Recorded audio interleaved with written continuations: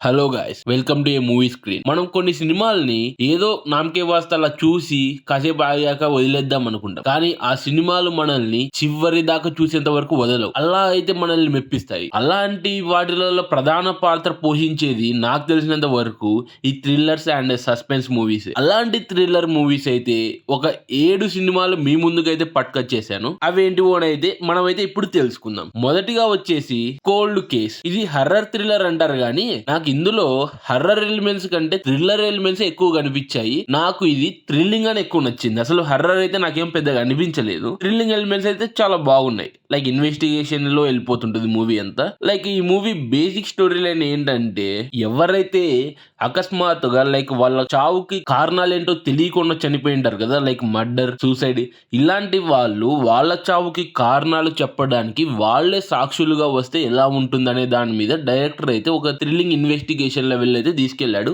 ఇందులో horror elements కూడా add చేశాడు. కానీ హర్రర్ ఎలిమెంట్స్ కంటే థ్రిల్లింగ్ ఎలిమెంట్స్ బాగుంటాయి. ఈ మూవీకి కోల్డ్ కేస్ 2 కూడా వస్తుంది అనేసి అంటున్నారు. ఈ మూవీ అయితే ప్రెసెంట్ అమెజాన్ ప్రైమ్ లో అయితే అవైలబుల్ గా ఉంది. చూడాలనుకున్న వాళ్ళు చూసేయండి. నెంబర్ 2 వచ్చేసి యాడ్ ఇన్ఫినిటమ్. బేసిక్ గా నేను ఈ మూవీని అలా కాసేపు చూసేద్దాంలే, టైం పాస్ అయిపోద్ది అని కాసేపు చూసి ఆపేద్దాం అనుకున్నా. కానీ ఈ మూవీ స్టార్ట్ అయ్యాక కాసేపటికి నన్ను చాలా ఇంట్రెస్టింగ్ ప్లాట్ లో అయితే తీసుకెళ్లి అసలు కూర్చిపెట్టేసింది. లాస్ట్ వరకు ఏం జరుగుతుంది అసలు ఏంటి అనే మూవీ లెవెల్ అయితే నేను చూసాను ఈ మూవీని. ఈ మూవీ బేసిక్ స్టోరీ లైన్ ఏంటంటే, ఒక ఏరియాలో చిన్నపిల్లల్ని కిడ్నాపింగ్స్ అయితే చేస్తూ ఉంటారు. అదే విధంగా మన హీరో కూతుర్ని సేమ్ హీరో లాగా అయితే వచ్చి కిడ్నాప్ చేస్తారనమాట.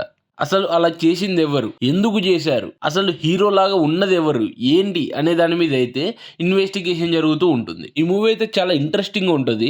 కొంచెం స్కైఫై లాగా కూడా ఉంటుంది. మీరైతే పక్కాగా చూడండి. అమెజాన్ ప్రైమ్ లో అయితే అవైలబుల్ గా ఉంది. తర్వాత నెంబర్ 3 వచ్చేసి కుమారి. నాకు తెలిసి ఈ మూవీని తుంబాడ్ మూవీ నుంచి ఇన్స్పిరేషన్ గా తీసుకుని తీసారేమో. ఎందుకంటే సిమిలర్ టు తుంబాడ్ లాగా అయితే ఉంటది. ఈ మూవీ చాలా బాగా నచ్చింది నాకు. అంటే తుంబాడ్ లెవెల్లో కాదు కానీ ఈ మూవీని అయితే సరదాగా ఒకసారి అయితే నీట్ గా వేసేది. కుమారి అనే ఒక ఆమెకి ఒక సంబంధం అయితే వచ్చి ఆమెనైతే వేరే ఊరికి పంపిస్తారు. ఆ ఇంటికి ఎవ్వరు వెళ్ళొద్దని ఆ ఊరి వాళ్ళు చెప్తున్నా కానీ ఈమె పట్టించుకోకుండా అయితే వెళ్తుంది. అక్కడికి వెళ్ళాక ఆమె ఫేస్ చేసిన సిచ్యువేషన్స్ ఏంటి, ఆ ఇంటికి ఎందుకు వెళ్ళొద్దన్నారు, అసలు ఆ ఇంటి కథ ఏంటనే దాని మీద అయితే స్టోరీ రన్ అవుతుంది. ఇందులో మంచి ఇంట్రెస్టింగ్ ప్లాట్స్ ఉంటాయి, మంచి థ్రిల్లింగ్ ఎలిమెంట్స్ కూడా ఉంటాయి. ఈ మూవీ నెట్ఫ్లిక్స్ లో అయితే స్ట్రీమ్ అవుతుంది. నెంబర్ 4 వచ్చేసి తమిళ్ రాకర్స్. ఇది అనేది ఒక వెబ్ సిరీస్ అనమాట. 8 ఎపిసోడ్స్ అయితే ఉంటాయి. సోనీ లైవ్ లో అయితే ఉన్నాయి. దీని బేసిక్ స్టోరీ లైన్ ఏంటంటే, ఒక పెద్ద భారీ బడ్జెట్ మూవీని అయితే పైరసీ చేసే వాళ్ళు ప్రొడ్యూసర్ కి అయితే వార్నింగ్ ఇస్తారు. నీ మూవీని రిలీజ్ ముందు రోజు మేము పైరసీగా వదిలేస్తామని. దాన్ని కాపాడుకోవడానికి ప్రొడ్యూసర్ అయితే పోలీసు వాళ్ళని కన్సల్ట్ అవుతాడు. అప్పటి నుంచి వాళ్ళెవ్వరు ఏంటనే దాని మీద అయితే పోలీసు వాళ్ళు ఇన్వెస్టిగేషన్ మొదలెడతారు. అక్కడ బయటపడ్డ నిజాలేంటి అనే దాని మీద అయితే మూవీ రన్ అవుద్ది. ఈ వెబ్ సిరీస్ కి సీజన్ 2 కూడా ఉందనేసి విన్నాను. ఇంకా రాలేదు, దానికోసం అయితే వెయిట్ చేస్తున్నాను. నెంబర్ 5 వచ్చేసి ఆపరేషన్ జావా. ఈ మూవీ ఏంటంటే, ఎవరైతే మన గవర్నమెంట్ ప్లాట్ఫామ్స్ లలో లైక్ జాబ్స్ ఉంటాయి కదా, గవర్నమెంట్ జాబ్స్ లలో, అలాంటి జాబ్స్ లలో కొంతమంది టెంపరరీ వర్కర్స్ అయితే ఉంటారు. అలాంటి వర్కర్స్ చాలా మంది దాంట్లో అయితే ఉన్నారంట.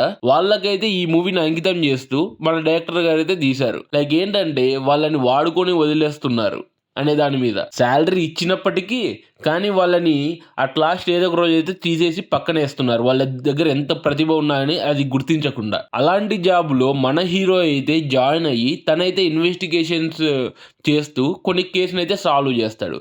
ఆ ఇన్వెస్టిగేషన్స్ థ్రిల్లింగ్గా మంచిగా ముందుకు సాగుతాయి. ఒకటని ఉండదు, ఒక 3-4 కేసెస్ని అయితే సాల్వ్ చేస్తాడనమాట. ఆ 3-4 కేసెస్ని నార్మల్ మూవీస్లో ఒక ఇన్వెస్టిగేషన్ చూపించినట్టు చూపించుకోకుండా నీట్గా అయితే చూపించారు. అది చాలా బాగా అనిపించింది నాకైతే. ఇదైతే ZEE5 లో అయితే ఉంది, ఓన్లీ మలయాళంలో అయితే ఉంది. నెంబర్ 6 వచ్చేసి ఇన్నాలే వరే. ఈ మూవీ బేసిక్ స్టోరీ లైన్ ఏంటంటే, ఒక యాక్టర్ని ఒక ఇంట్లో బంధించి ఆయననైతే డబ్బులు డిమాండ్ చేస్తుంటారు. అసలు ఆ యాక్టర్ని ఎందుకు బంధించారు, ఆ బంధించిన వాళ్ళు ఎవరు, ఆ యాక్టర్ ఎలా తప్పించుకున్నాడు చివరికి అనే దాని మీద అయితే స్టోరీ రన్ అవుద్ది. ఈ మూవీ కూడా బాగుంటుంది, ఒకసారి అయితే సరదా వేయచ్చు. ఇదైతే సోనీ లైవ్ లో అయితే ఉందన్నమాట. నెంబర్ 7 వచ్చేసి నాయట్టు. ఈ మూవీ రీసెంట్గానే మన కోటబొమ్మలి PS అయితే రీమేక్ చేశారు మన తెలుగు వాళ్ళు. యాక్చువల్లీ ఈ మూవీ అనేది 2021లో వచ్చింది. రీసెంట్గా అయితే మన వాళ్ళు శ్రీకాంత్ గారితో కోటబొమ్మలి PS అని రిలీజ్ చేశారు. మన వాళ్ళు ఎంత చేశా కానీ మలయాళం ఫ్లేవర్ అయితే మలయాళంది ఉంటుంది కదా, ఒకసారి అయితే ఆ మూవీని కూడా చూడండి. బేసిక్ స్టోరీ ఏంటంటే ఒక ముగ్గురు పోలీస్ ఆఫీసర్స్ ఒక పార్టీకి సంబంధించిన కార్యకర్తను అయితే చంపేసి పారిపోతారనమాట.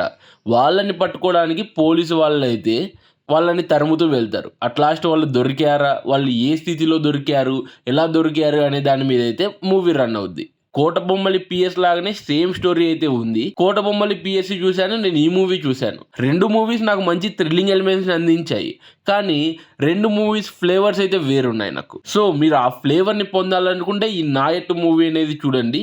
లేదు నాకు ఓన్లీ కథనే కావాలనుకుంటే మన తెలుగులో అయితే కోటబొమ్మలి పిఎస్ కింద ఉంది, అదైతే చూడండి. ఈ మూవీ అయితే నాయట్ అనే మూవీ ఓన్లీ మలయాళంలో ఉంది, అది కూడా నెట్ఫ్లిక్స్లో అయితే ఉంది. ఇదండి ఇవాల్టి వీడియో.